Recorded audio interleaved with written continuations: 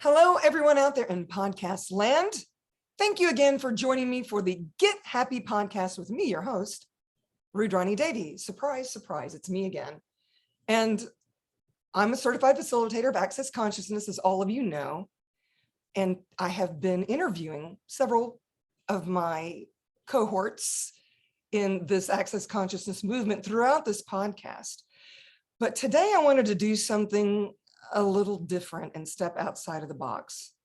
I am delighted to introduce you guys to my next guest, Shuli Egar. Please Google him right now. Take a minute to Google him. This guy is stand-up comic, was on the Howard Stern show for 20 years. From what I understand, he was a devoted listener, and evidently the ratings must have gone up because Howard invited him to play. And then this pandemic thing happened and he takes a vacation, visits a friend in Huntsville. I believe that's how the story goes. I'm going to let him tell it, and falls in love with this area. Now, I'm just down the road in Nashville, Tennessee, as y'all know, and it's gorgeous here. And, unfortunately, a lot of people found out and they all started moving here during the pandemic. And we're so crowded now. I'm like, okay, you invaders. And so, you got it going, Shuli. I mean, it's like you find this place and it would work for your family and it's away from all the craziness. But I want you to tell the story. So for no further ado, I want to introduce Shuli, who also has a podcast, the Shuli Show, which is phenomenal. And that kind of came out of all of this, from what I understand.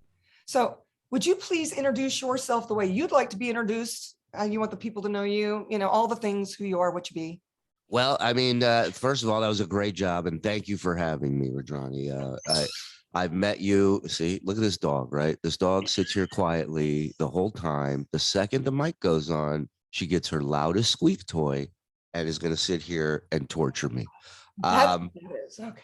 Yeah, let me let her out upstairs so she can torture the family. Give me 1 second. Oh, no worries, no worries. So I'm just going to tell you a little background about Shuli. Very interestingly enough, I met him through his wife. I was teaching a bars class here in Nashville, Tennessee, and she came down with some of her friends from Huntsville, and we became fast friends. And then when she told me about her husband, I said, oh, he's got a podcast. I've got a podcast, and I wonder if he'd be a good fit.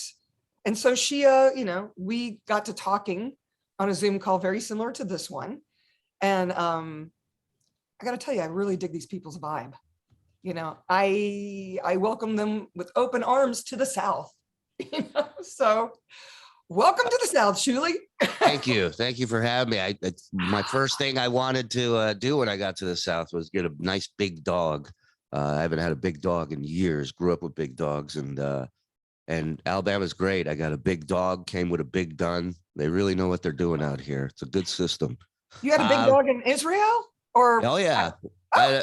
Well, so let's start at the beginning. I'm a comic. I'm now a broadcaster. I was a employee of the Howard Stern show for over a decade, almost 20 years. But if you count me starting out as a caller to the show, then I guess you could say it's about 20 years worth of experience with the show. I was a big fan of the show growing up. It really was something so different. It captured my attention. It kind of helped mold my sense of humor, and I loved it. I was a big fan for over 10 years before I ever called into the show. So but we were born in Israel. My family, I'm the youngest of 3 boys. My folks, I was the accident that wasn't supposed to be here, and my mom kept her mouth shut, didn't say anything to anybody, and powered through and had me. And then after they had me, my folks wanted to move. They wanted to leave Israel.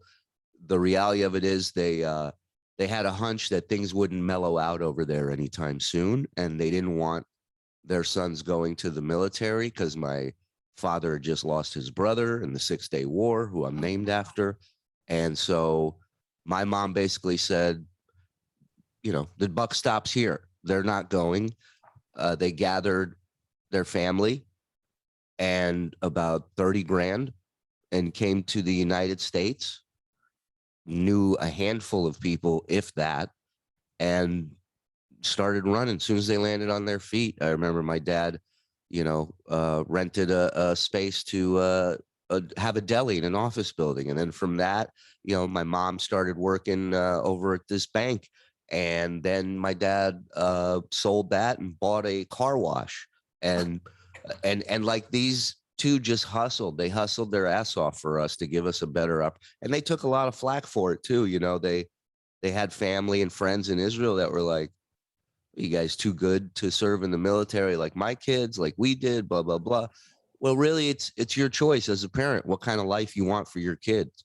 And they risked all that, and they thumbed their nose at everybody talking smack. And they were like, we're going to do this for our family. So they really, they came to a place where they barely had any resources, didn't even speak the language for us. Right. And so I love it. I mean, they're in Access, we call that following your knowing, regardless if everybody thinks you're out of your mind. Right. It's like, what's going to work for you, regardless of what everybody else is telling you is going to work for you. Because what's working for them, that's fine. But they're like, why can't you do what we're doing? So I love your parents. That's amazing. It's a lot easier to follow than to lead, right? So, so then fast forward to, 40 years later, here we are in New York. We had been living in my wife, my two girls, 11 and 6. Those aren't their ages. Those are their names. We're weird. We're weird hippies over here. But no, it's the 4 of us. At that time, it was 3 cats, 4 people, 1 dog in a 2-bedroom, 2-bath apartment in Astoria, Queens, which for the 10 years that we lived in that apartment, beautiful neighborhood, great area. But once the pandemic hit, everything changed. All bets were off. The neighborhood changed. It just became a place that wasn't safe for my family. So we'd always wanted to move, but the East Coast is an expensive spot. If I had this job that I had for 15 years, any other place than New York or LA, we'd be great. We'd be living like kings. Right. So there, we're just getting by. So our options are not, we don't have a lot of options. We can't move to Westchester or Long Island or New Jersey. You're just moving from one crappy situation to another, right? So if we're going to move, I want it to be a move. I want it to be our first house. I want it to feel like something new. So we started looking online, different states, because, hey, we're working from home. And I checked with work. I said, does it matter where home is? And they said, no. I said, great, let's start. Because I had 2 feelings. 1, this was going to go on for a little while. And 2, my boss, who was already germ phobic before a pandemic broke out, is most likely not going to return to the office, to the studio. That I understood as well. I mean, look, it was a bit of a risk, but I like playing poker. And in poker, the saying is, it doesn't matter what 2 cards you have in your hand. What matters is knowing the player across from you, being able to read that person. And that's a big thing for me in life. It's like, I don't need to have, agents and managers and all that shit. It doesn't matter what cards I have in my hand. What matters is reading that person and being able to do what I need to do to get that person to notice me or get me into that world, let's say. Right. So we found online, homes out here that were literally the same amount of money we were paying every month for rent. And I mean, beautiful giant homes, acres of land, right, for the same price as a 2-bedroom apartment. And you can own it. And you can own it. Which we've never, we've got 2 kids, 15 years, and we don't own a home yet. And that's a big thing. I wanted to own a home. I want one. And then it came to like, well, okay, we found a place that we really like, but we don't know anything about the South. We don't know anything about Alabama other than our general assumptions, right? Which is, everybody's toothless and banging everybody. You know what I mean? And so we said, look, we're stuck in this 2-bedroom apartment every day, every night. we sit in a car for 14 hours. We're in a new state. We can check it out. We can see new places and see what the hell's going on. And that's what we did. We rolled out there. You knew nobody. Well, I knew a couple people out here, two guys, and I known them for a while. They were good friends of mine. And one of them, ironically, was telling me for years to just buy property out here because he's in the mortgage business. And he's like, he says, this is going to be another Austin. This is going to be another Nashville. You know, you should just buy something out here. Right. And at that time, we didn't have money to invest in property. So it was like, yeah, okay, dude. Nice. Yeah, thanks. Now we come out here and the people are the complete opposite of everything around us for the last 15 years. Right. The area is completely different. No one's in a rush. That speed, that gear that you're in when you're in New York, you're not in that gear anywhere else. I don't know, maybe Tokyo or something, but like it's nonstop. For me, I was working 5 days a week and then 2 weeks, sometimes 3 weekends out of the month, I'd be on the road doing stand-up. Oh, wow. So like I'm clocking in with these people called my family for hours at a week. That's it. I got nothing invested in them. They got nothing invested in me. I come back from flying and driving and staying in crappy hotels. You know, I come home, I'm miserable on a Sunday at 6 o'clock, and all they are is just happy to see me. And I'm just like already thinking about tomorrow. You know, that was New York. Yeah. And so for me, it was like coming out here, you know, people say you pump the brakes in life. This is like pulling the handbrake in life, coming out here from where we were. This was coming to a dead stop pretty much. And that idea excited me. That idea of having peace of mind of where I live. I haven't had that, I don't know, ever really. Wow. And so, yeah, so we found a place.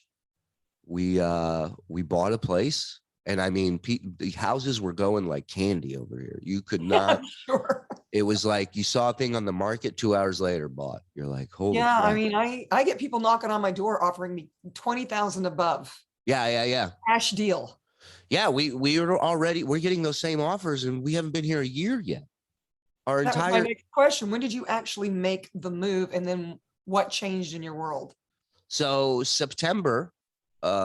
We moved up here. I mean, we bought the place and we moved up here in September as a family, you know, In 2020.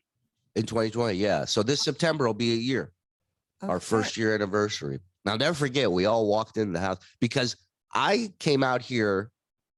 I was the one that came out here to actually see the house. First of all, we saw it virtually.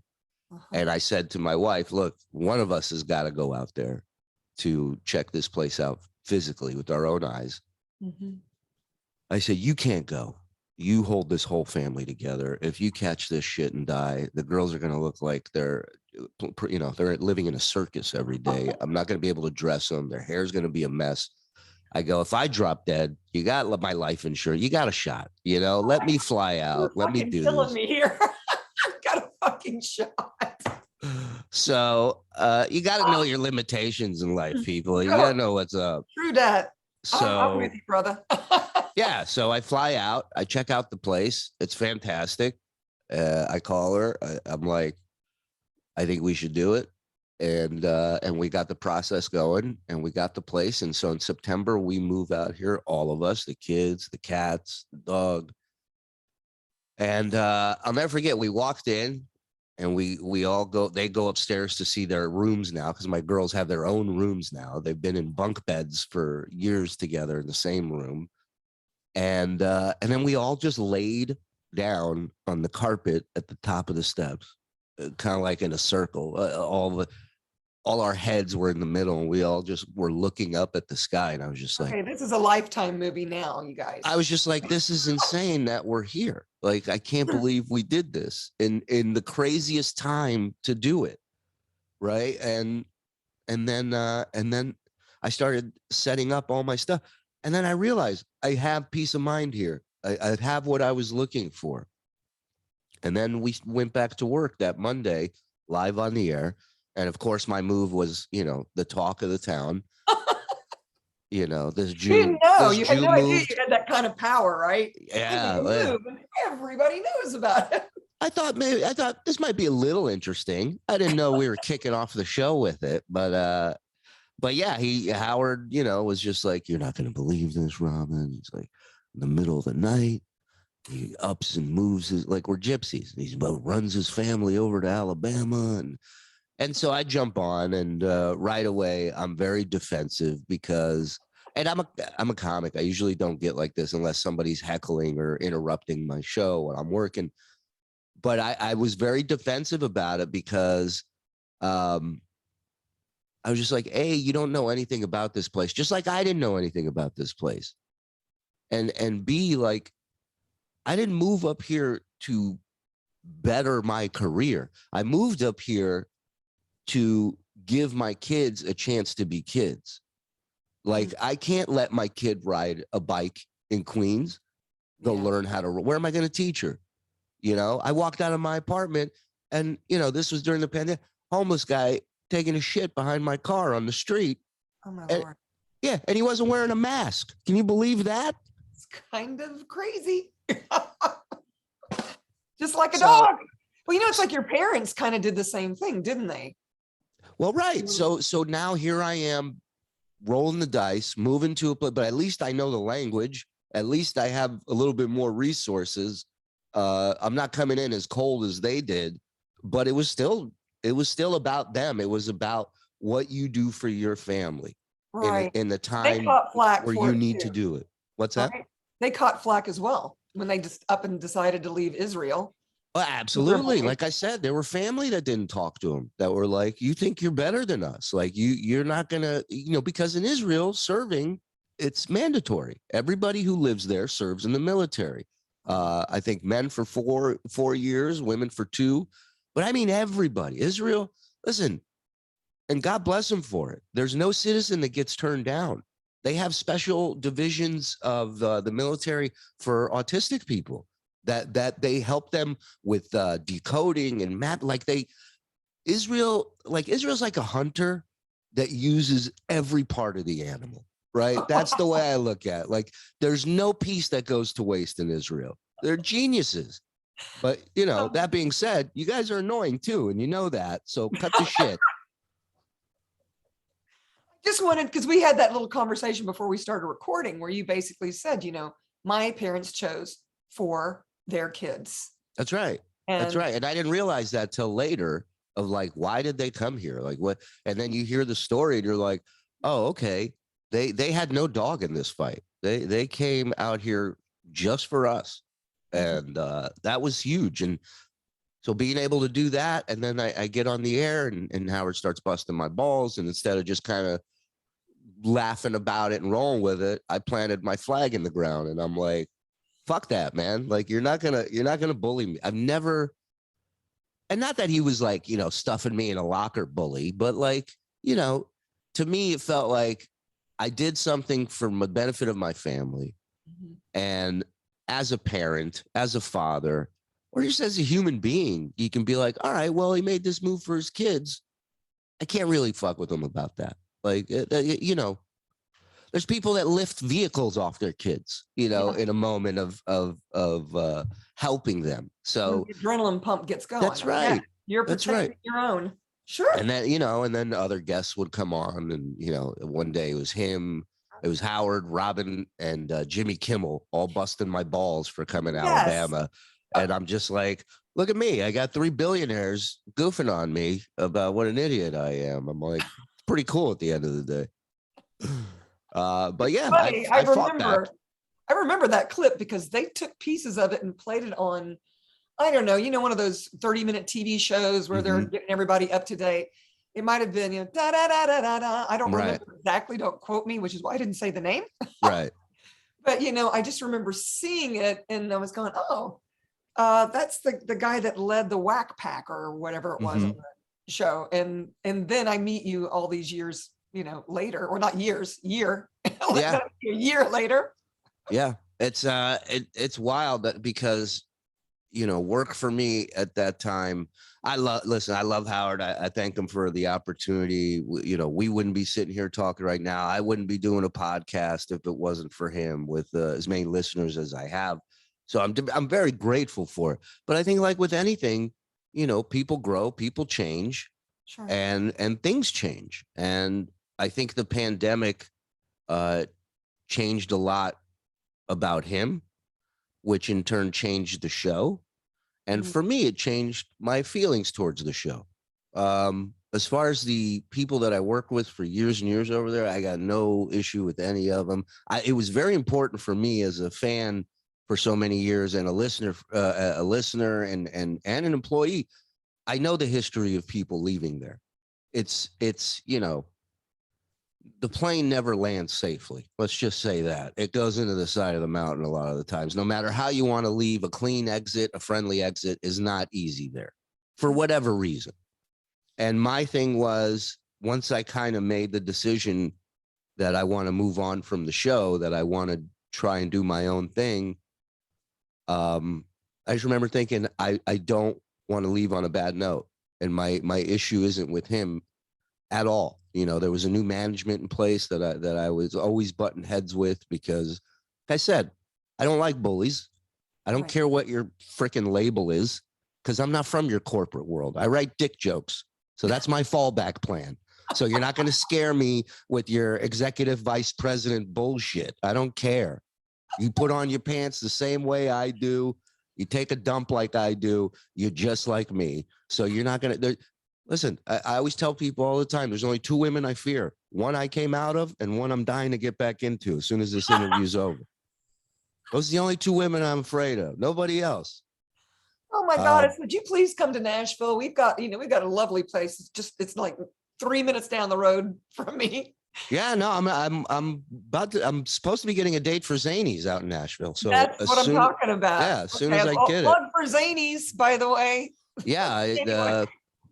Which it's a whole nother story. Is now I'm in an area of the country where nobody has seen or heard my stand up, and I love coming into a show or a situation where you're the question mark, where I'm the dark horse, right? Where nobody knows anything about, that they're not expecting much. That's a great position to be in life. When people aren't expecting much from you and you're good at what you do.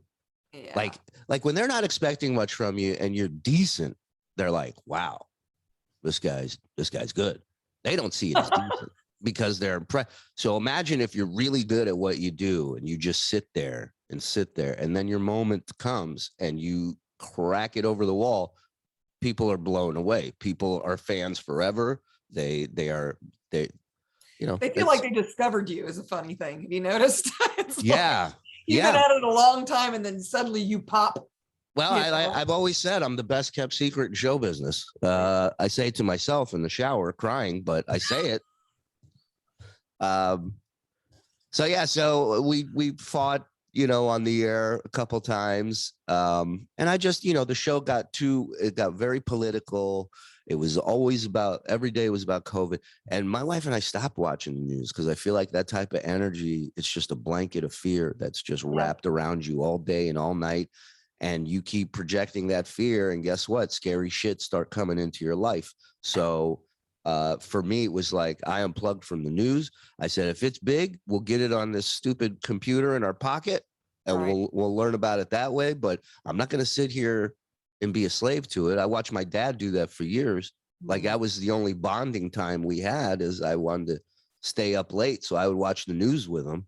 This was back in the 80s, and the news, they didn't give a shit back then. The first 37 minutes was just murder, death, arson, murder, death, arson. And here I am hanging out with my dad on his lap. No wonder I piss my bed every night going to sleep, because I'd be terrified.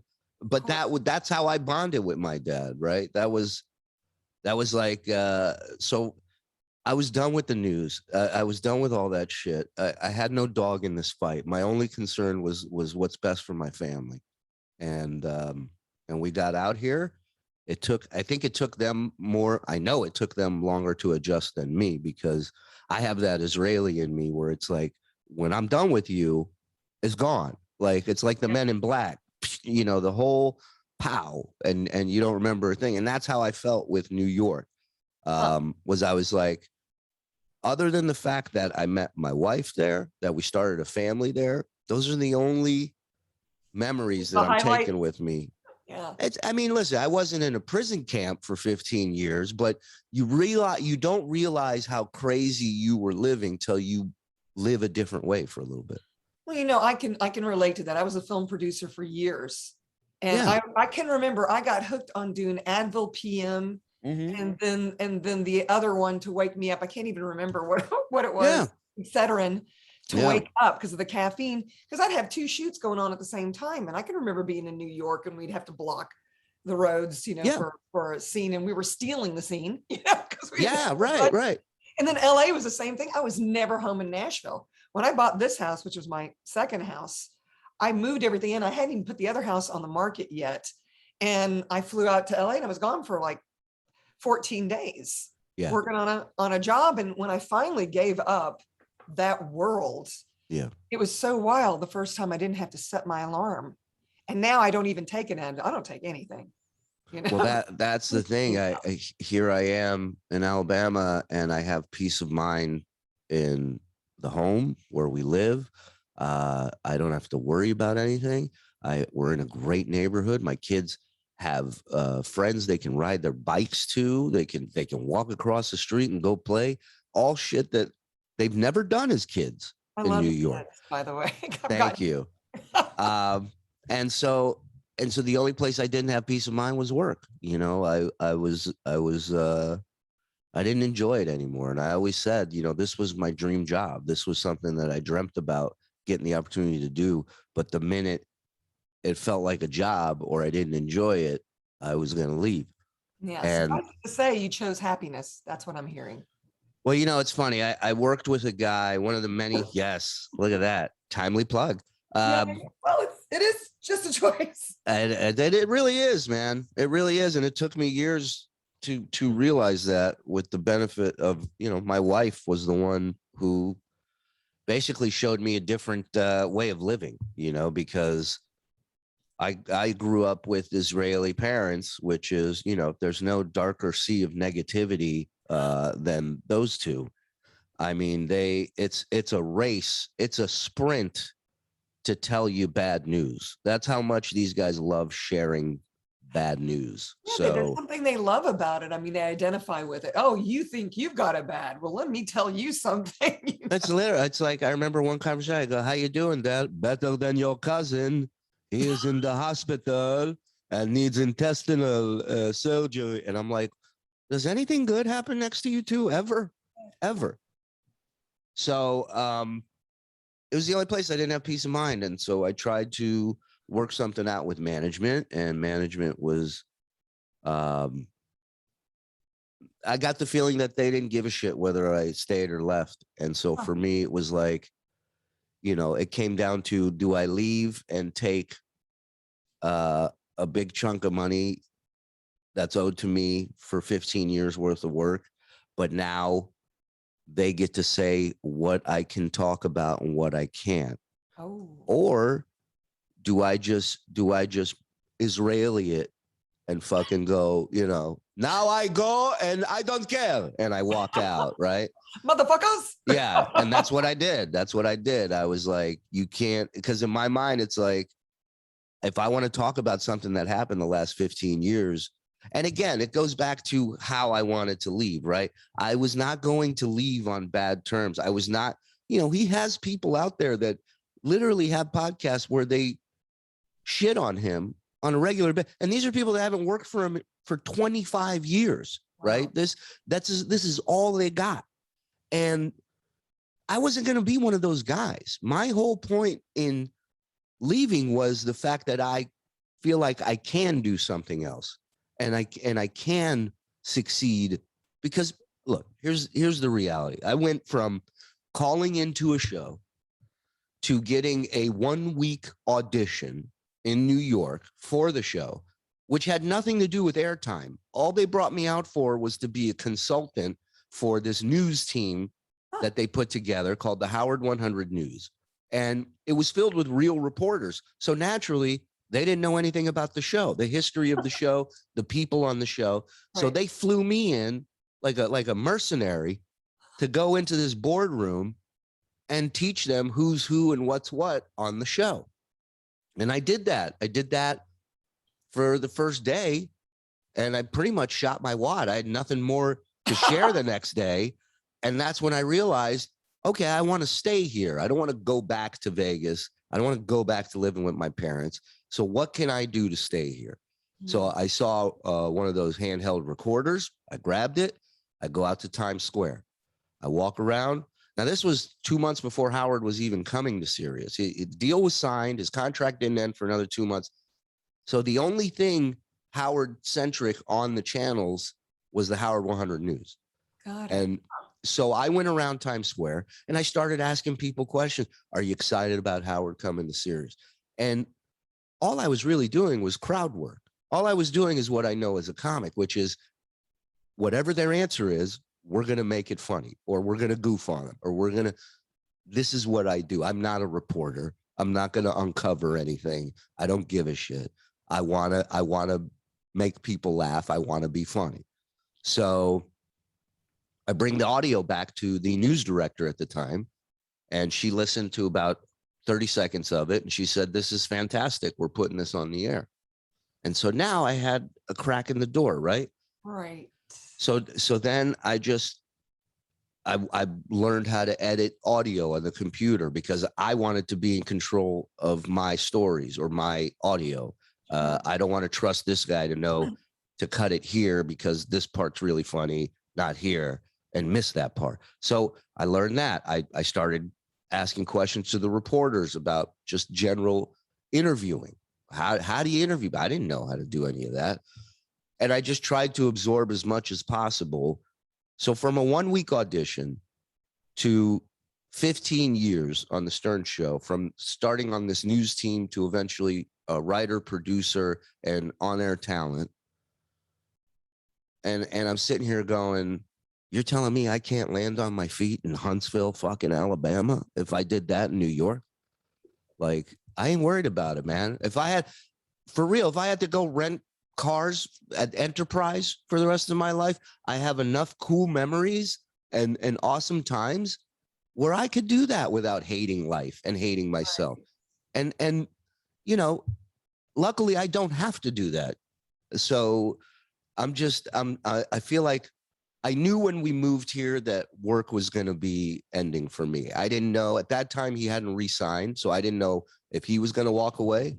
I didn't know if I was going to walk away or they were going to fire me, but my heart wasn't in it. I mean, yeah.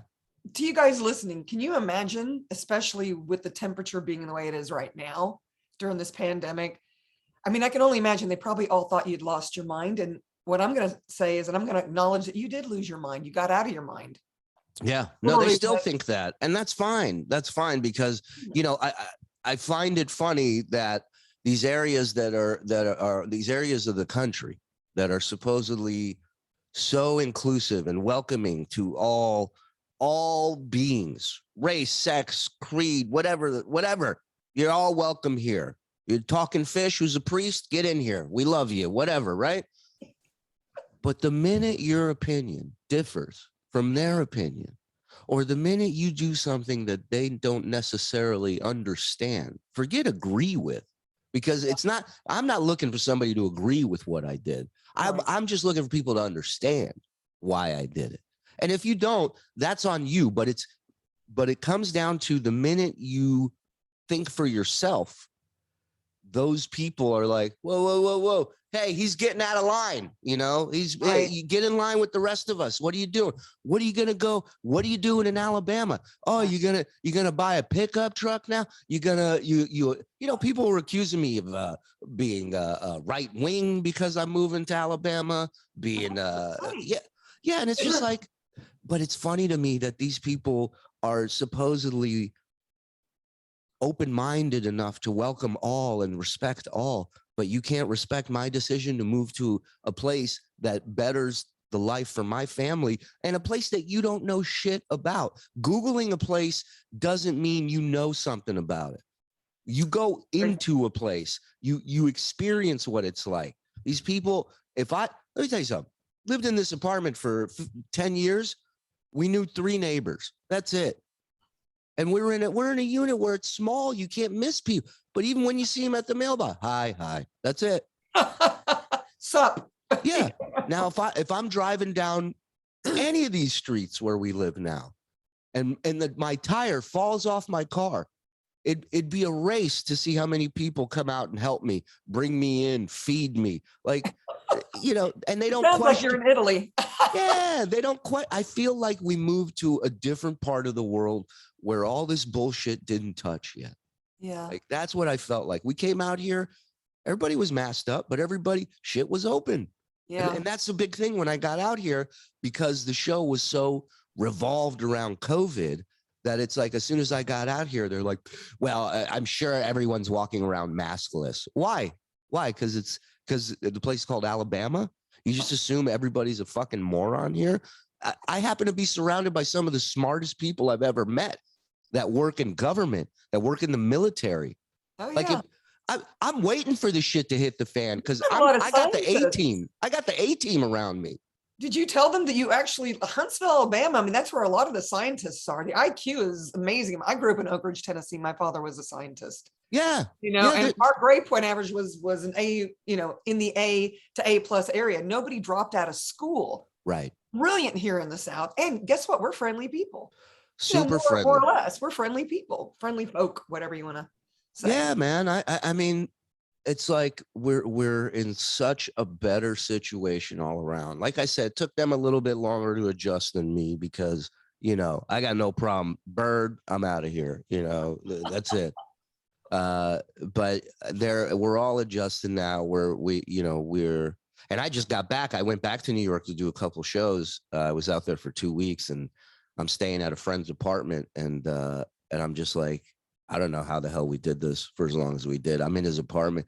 It's like, you use the bathroom, it's like taking a crap in a hallway closet. It's like, I go, I don't know.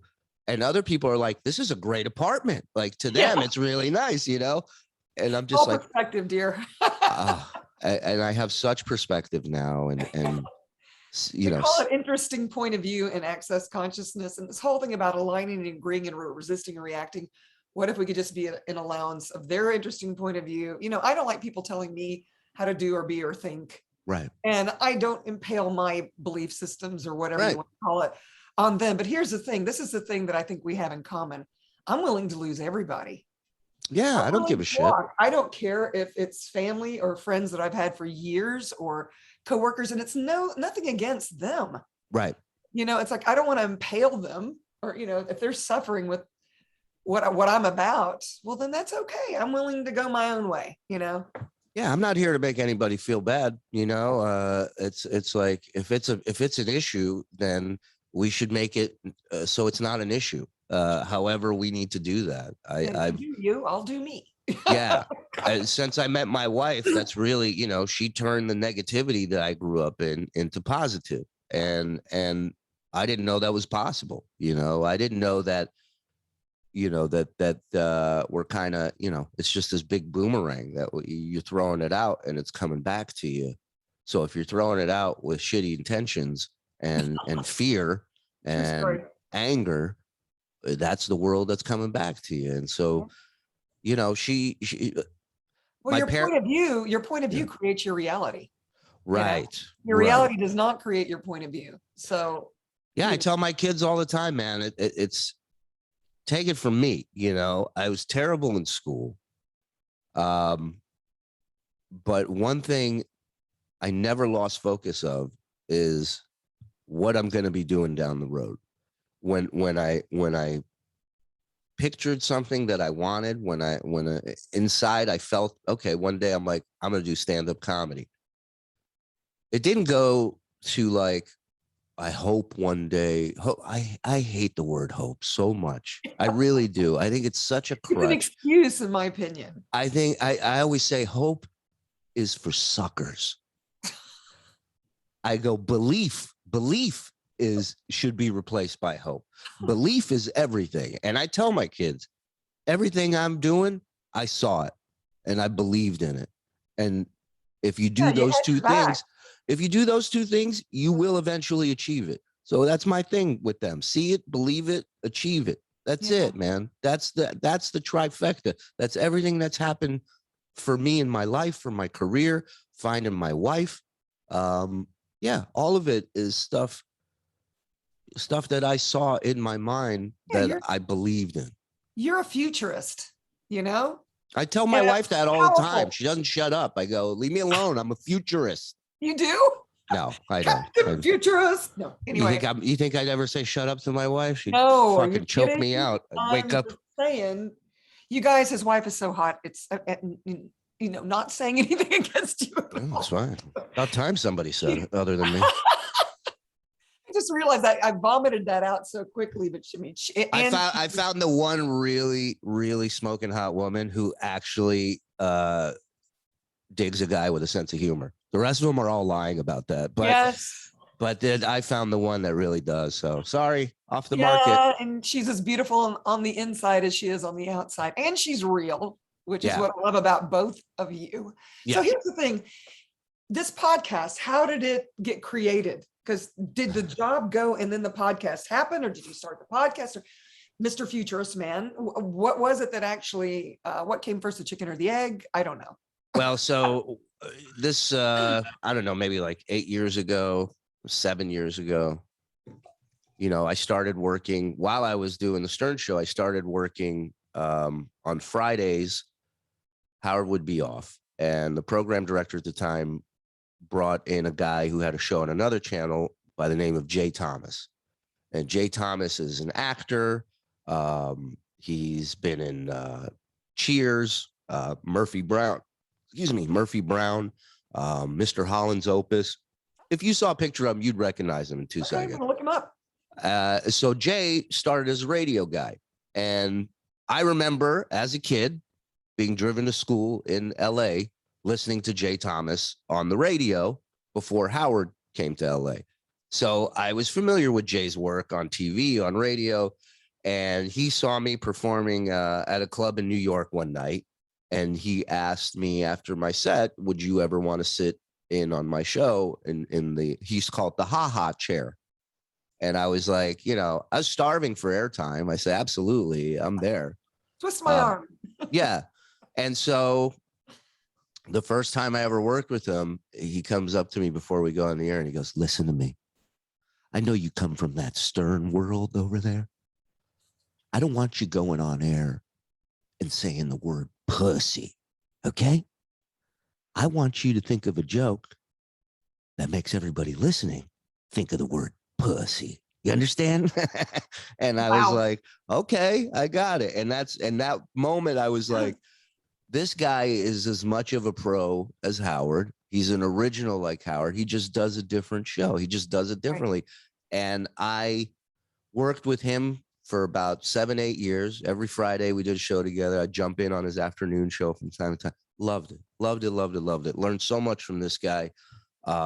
He really, probably without a doubt, gave me the most airtime at Sirius to learn how to do radio was with him. Y'all still friends?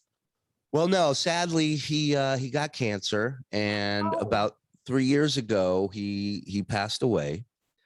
But he said to me, listen, this was like his last week that he was with us.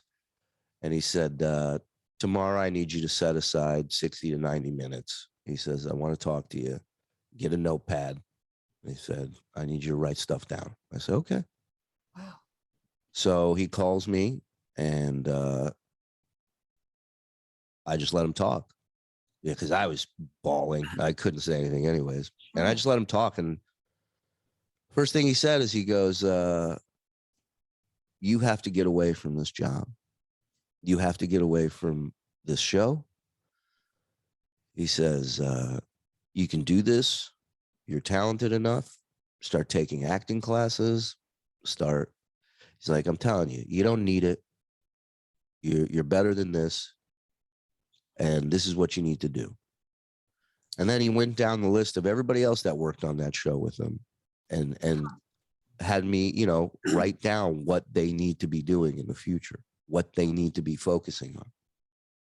I just remember sitting there thinking like, this guy's about to die. Yeah. Right. And like, he's still mentoring you. I mean, and all he gives a shit about is me and the people that were, because he did the show while he was sick with cancer, he didn't announce to anybody that he had cancer. Huh. Like, he was a pro's pro. Like, this guy, he was like, it's not going to get in the way of doing the show. It's not going to get in the way of entertaining somebody that's got to drive a truck across the country that listens every day. Huh. He always put everything and everyone else first. And so he passes away. And that conversation has never left my soul. It's never left my ears. It's when, because I continued to work for 4 more years. Right. And every time something would happen where I would be pissed at management or they'd be pissed at me, I just hear him on the phone in my head going, you got to get the fuck away. You got to do your own thing. And it's not that I used to think I didn't have the courage or the balls to do it at the time. But it just, one thing I've learned from my wife is that everything happens when it's supposed to happen. Everything happens. You can't force something, and you'll know. And since I left the job, I don't hear that conversation anymore. Not that part anyways. That's funny. Yeah. So again, following your knowing, what's going to make you, it's like following your knowing to me is whatever makes me feel lighter. That's the direction I go in. It's like if I'm in a conversation with somebody and I feel my body kind of contracting, I'm like, okay, I need to get out of this conversation. Yeah. Whatever it takes. But if, I'm talking to someone and my body gets excited, it's like, okay, this is somebody I might be able to co-create with, or who knows what it is. But it's, it's all energy. It's that following your knowing. And so the podcast came out of. Well, so the reality is when I worked at Sirius, I not only worked for the Stern Show, I would do Jay Thomas's show. I would get a hotel room at this place next door to Sirius that we used to call a crack inn because a lot of crackheads stayed there. But I would get a room there for the night to stay and do Scott Farrell's sports show. Another guy that worked up at Sirius that was like, hey man, if you want to jump on, jump. So my thing was like, if you screwed up enough to let me in the door, I was gonna take advantage of that and try to add to any show that I was on, because I felt like in my mind I can add to whatever you throw me. I can adapt and make it a good appearance or make it a good bit or whatever it is we're doing. And each of these guys taught me different things. Watching Howard interview people was amazing. Scott Farrell, the sports guy, 90% of the stuff other than the scores and guests was all off the top, was all just, it was almost like the Groundlings or Second City, but on radio for a sports guy. It was unbelievable. And then Jay was like, Jay could get the phone lines lit up by just saying one thing, like he knew how to get to people. He knew how to do good cop, bad cop, because he would book a lot of guests that were just like really weird people. Like we once interviewed a guy who built a replica stagecoach in his garage out of toothpicks. Like those are the type of guests that Jay would interview him as if he's super fascinated by this and is really interested in it. And I would be the bad cop who would just throw in a joke or two. And so all these 3 people were so instrumental for me for broadcasting. And I learned from each of them different things. So this podcast is that it's me showcasing what I've picked up from these 3 different people. So one episode will be an interview for an hour with a guest. Another episode will be featuring my news team, my own news team called The Shoes, which has listen, interesting people come to me and I welcome them. So I have a kid who's autistic who does rapping weather. I have a kid with cerebral palsy who does sports for me. I have a guy with ALS who's one of my lead anchors, Michael Lair. In Excess, we call these people the X-Men because they have these other hidden talents and abilities that the world doesn't recognize. But if you give them an opportunity, they will shine beyond what you could have ever imagined. I love this. And nobody gives these people the time. Nobody, nobody listens to them. And so I love that people have a place. I love the organic nature of my show. That is probably my favorite thing, that it can go left, it can go right at any point. It can work, it can bomb. Listen, I grew up watching Carson. When Johnny Carson would do a bit that would tank, and he would just lean into the bit sucking and look right into the camera and go, oh, we should have done a better job writing, and like, I remember, oh my goddess. And he was like, he threw himself under the bus, which made him so vulnerable that it was like, made him lovable. absolutely. Absolutely. So for me, it was like, those are the things I want to do with this show. I want to have the wackiness. I want to have the interviews. I want to have the organic nature of what I feel comedy should be, working without a net. You can only script something for so long. By the fifth version, it ain't funny anymore. It ain't good anymore. Like, another thing I learned from my gorgeous wife, because she is amazing cook, makes amazing meals, and she taught me that less is more when it comes to cooking. The less shit you put in it, the better the meal's going to taste. And that's like anything in life, man. You gotta let things naturally be great, and yeah. So now we're here. Now we got the Shuli show. I'm working on a couple other podcasts with some friends of mine. We do another show that's on Patreon only. It's a little risque. It's called The Miserable Men Show, and it's basically I've heard that one. It's basically like The View, but with Neanderthal cavemen comedians, and all we do is cursing, you guys. Lots of cursing. It's literally how comics each other constantly. It's comics in a green room. It's really what you're listening to, is comedians sitting in a green room, knowing our weakest points, our flaws, and goofing on that over and over again. And then I have another podcast coming out with a friend of mine who, ironically, we started together doing stand-up in Vegas. I brought him out to New York when I moved for my 1-week audition. He's been in New York ever since and has become the go-to host for comedy clubs in New York. His name's James Mattern, and him and I are starting a podcast called Thanks for Coming Out, a podcast about bombing. And we're gonna be interviewing tons of our comedians friends and dedicated to Johnny Carson. Talking about your worst shows. We're gonna have people pull out their first joke books and read jokes that they hated that they started out, because we're all awful. And that's really the whole point, is we're all terrible when we start. No, we're not all Dave Chappelle. We're not awesome right out the gate. The rest of us have to learn. The rest of us have to suck for a long time before we get to that point. And the coolest thing is, I have these ideas at night, and then the next day I don't have to email anybody. I don't have to ask for permission. I don't have to. That's it. We can do it. We can do it. And if you're passionate about something that you love, you'll end up doing it. Like, I'm a billboard for that. Well, here's the thing. I didn't know who you are. Well, I meet your wife first. I don't know who you are. I don't even realize that I actually did, but didn't know, because I actually heard that Kimmel snippet. Right. And she's taking an online money class from me. It's being all of you with money, Right. I teach all these little specialty classes online or whatever. And we're doing all this stuff to pull in, and it's not necessarily money, but just pulling in anything that's a contribution. Right. And so we go to each person, and she's talking about wanting to contribute to you because you just started this new podcast. Yeah. And by the end of, because this class was supposed to be 10 calls, it ended up being 40, because everybody still wanted to go on and go on and go on. And it kind of became this club. And so, it's like,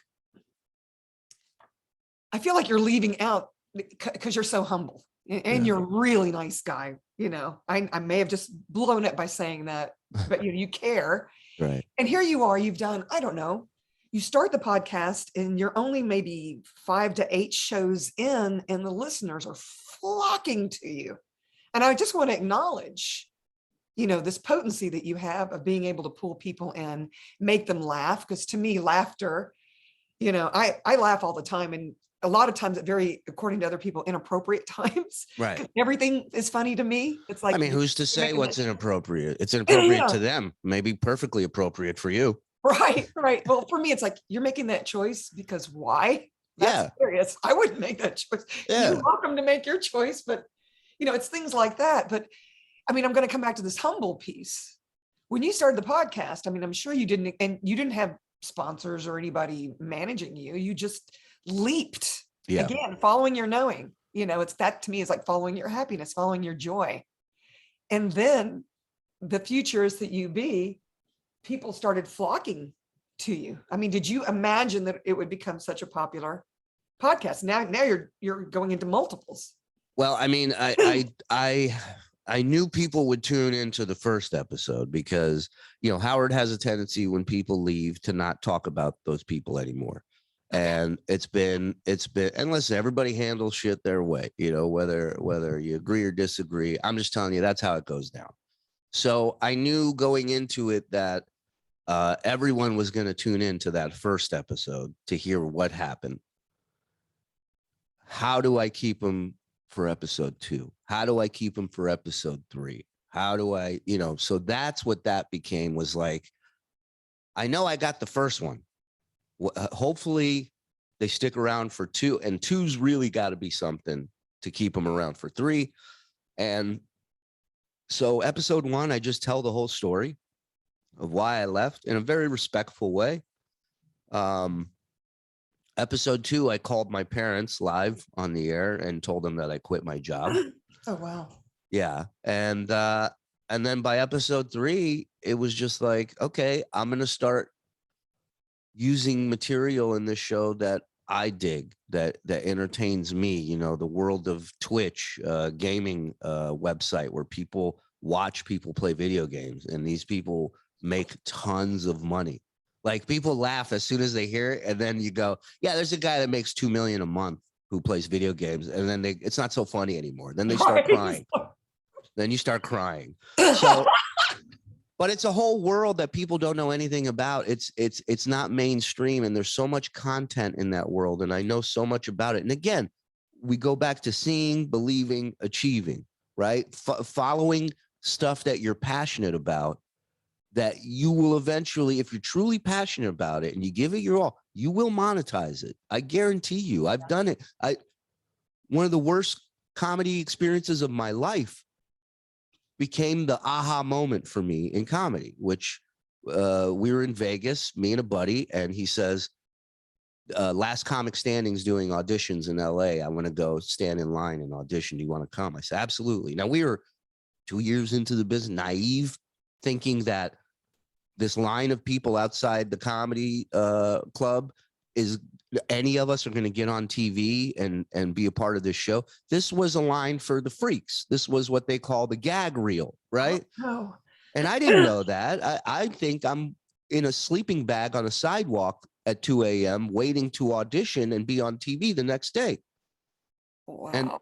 And so 10 a.m. the next day, I go into the hallway before the club.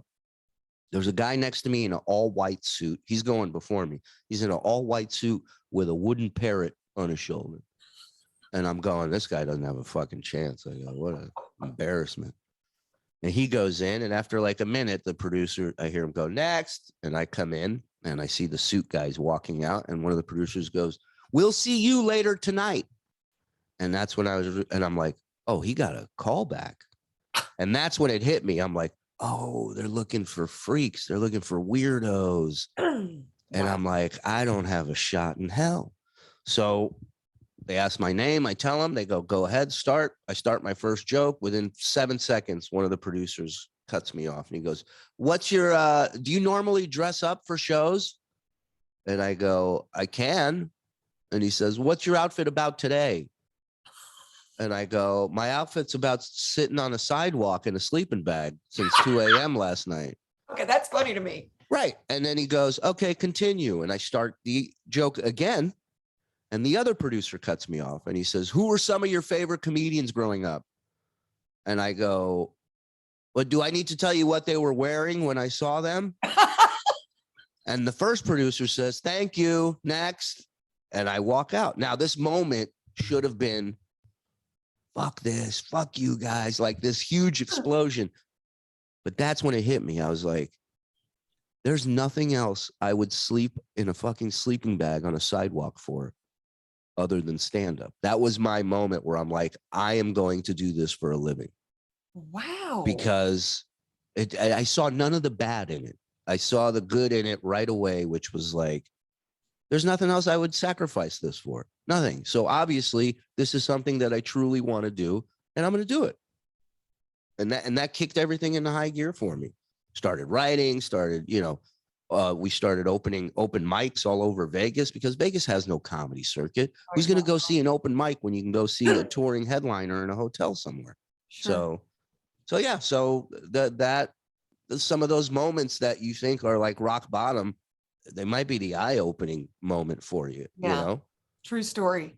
I can tell you the moments that I've really changed the most is when I was wedgied. yeah, Somebody, it's a throwaway line, and then they walk away, and I'm like, oh fuck. yeah. They totally nailed it. I have not been seeing this, or whatever Right. it is. We're too close to the situation, so Yeah, you don't see it a lot. And that ends up being the gift Yeah. that takes you to the next place you can create. I love this conversation. Oh my goddess. Thank you for all of this. Oh, thank you. And I'm going to make sure that everybody has all your links. I'll make sure your wife all that to me. I do have like one question. I feel like I could talk to you forever. I might need to have you back. Okay. Because I'm enjoying this so much. And this is so different from where I usually go with this podcast. But okay, so you changed your whole life. You followed the energy, you created your happiness, not just for you, your family, your future. And it's proving, to be working for you. What would you want to leave the listeners with? If you were going to give them just a piece of advice on how they could get their happy on, because it's a really weird time right now. What would you speak to them? What would you say to them? I'll tell you, my dad, still around, really, he's like my Yoda. Took me years to figure it out, like how wise and how smart this guy is, because he would say things to me as a kid growing up that really didn't impact me till later on. I didn't get it at the time. For example, we'd be sitting at the dinner table, at the kitchen table, me and him, and just snacking on something. I finished the meal and I would take the napkin, wipe my face. I'd ball it up. I'd shoot it for the trash can. And as I get up to go pick it up because I missed to put it in the trash can, my dad would say to me in Hebrew, "Atzlan oseh kol davar pa'amayim," which means a lazy man does everything twice. And I was like, and I hated it. I hated that saying at the time because he was right. I knew right away. Like, my body knows something because all the hairs. Yeah. You can't see, listeners. My arms just went. And then what? And then he would when I would stay up late. I had TV in my room and I would stay up late to watch Carson. I love watching Johnny Carson. I'd hear him coming down the hallway. So I would turn the volume down real low and I would sit there with my eyes closed as if I passed out watching TV. And every time he would come in, if I was awake, because I think about how many times he did this and I was actually asleep, but this was how he would test if I was awake. He would come and he would stand by my head. And I'd have my eyes cracked out. So I see his torso and belly. Sure. And he would stand there for about 10 seconds.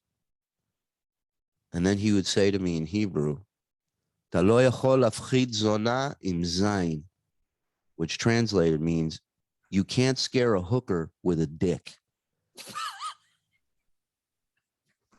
What I expected. That's what would happen every time I was awake to hear it. I would die laughing. I would start laughing my ass off. Sorry. And that's I love your dad. I love your dad. Oh my God. And that's how he would catch me. That's how he would catch a bullshitter, right? And it was such a fun, yeah. And so that dude, like, I look back on it now, and he's like my Yoda, man. He's two of the most interesting phrases I've ever heard. And Yeah, he's amazing, man. If I just listen, reconnect with people, tell people you love them, understand they're in your life for a reason, some good, some bad, but just I don't know, man. Just be open minded. Stop watching the news. Stop living in fear and just live. That's what I say, man. If it's out of sight, out of mind. If you're gonna worry about this shit 24/7, it will be in your life 24/7. I guarantee you. Yeah. So, think about happiness 24/7. Why not? What a concept. Because I mean, it ain't easy. Listen, shit happens. Shit's gonna get thrown at you, but it's easier to get negative than to get positive. That's why so many people can't understand it. That's I feel like it's so simple that people are like, well, that's just impossible. I know. Or they don't feel like they can deserve it. They don't feel like they can choose it. I mean, I'm coined as a happy lady. I guess I could be called worse things than the happy. Yeah. Listen, I'm a happy idiot. I've like lived both sides of the coin, right? I've lived the negative way I was raised. I've tried religion, not super hardcore, but like I've gotten into it. I've not seen results on either. Okay, in the positive. Now my wife starts in the negative. Sorry, my wife starts teaching me about positivity, affirmations, journaling, writing down, thanking the universe for not what you hope you get. Right? Hope it's for suckers. Don't do it. You thank the universe for what you got, for what you are getting. You deserve this. You earn this. Thank them. Thank them. Don't wish for it. Accept it. Right. And so, and when I started doing these exercises that she was telling me to do, we immediately saw a difference. I saw a difference. I saw, I used to talk about it on stage, man. When I worried about money, we were always broke. When I worried about traffic, I was always late. Like it never fails. It never fails. And when you don't worry about that shit, you'll be driving every green light. Boom, boom, boom, boom. That's how we used to, I used to tell her. I used to text her every green light. That was me telling her, hey, man, I'm in the pocket today. I'm in the zone. I'm feeling good. I love it. Yeah. I love it. Thank you for that. So I guess we'll end on that note, listeners. You got to come on and do my show too, by the way. I want to talk to you and you think my story is amazing. You got a pretty doozy story yourself, my dear. It's out there, and it's funny because when I talk about it, I feel like I'm talking about a Netflix movie because that couldn't have happened to me. And, I even wrote a book about it. I have 3 best-selling books. Yeah. I really would love to. Happen. If you're comfortable about talking about, I really would love, because I have a ton of questions about it and just your story in general. It's all, everything happens for a reason. You meet everyone for a reason. This is no fluke. Well, on that note, yes, I accept your challenge. Awesome. And hey, you guys, if you enjoyed this confirmation, confirm, make a confirmation, hit the like button, subscribe, maybe share this with others that you think could get a few laughs out of it. I know my cheeks hurt. I'm about to pee my pants. Then I've done my job. You have. So thank you all so much. And thank you so much for being my guest, Shuli. Oh, my pleasure. Anytime. Amazing. I'm going to have you back. That's for sure. I'd love to. Wonderful. Okay, you guys out there in podcast land or YouTube or wherever you're watching it now and in the future. Thanks for joining us, and ciao for now. Bye-bye.